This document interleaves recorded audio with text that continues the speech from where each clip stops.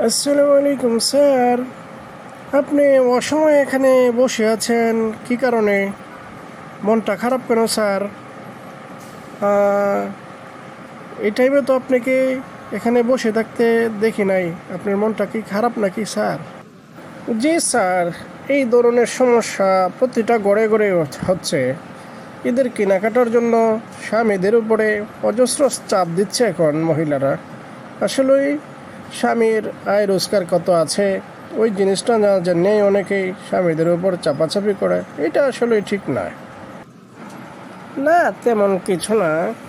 ঘটনা হলো, তোমার যে ম্যাডাম আছে, ম্যাডাম আজকে শুধু শুধু রাগ করতেছে, বলতেছে যে ঈদ চলে আসছে, এখনও কেনাকাটা কিছু করতে পারতেছি না, টাকা দাও কেনাকাটা করি।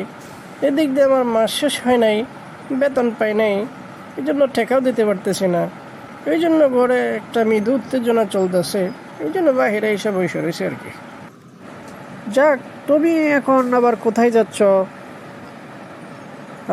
তোমাকে তো এই টাইমে বাহিরে আসতে দেখি নাই। তারপরেও আমার জন্য একটু দোয়া খায়ের করো, আল্লাহ ভরসা। না স্যার, কোথাও যাচ্ছি না, একটু দোকানে যাচ্ছি, ভাল লাগতেছে না তো, একটু দোকানে যাই আড্ডা দিব। ওকে স্যার, দোয়া করেন আপনি আমার জন্য, আমি আপনার জন্য দোয়া করি, আল্লাহ তাআলা সবার মঙ্গল করুক।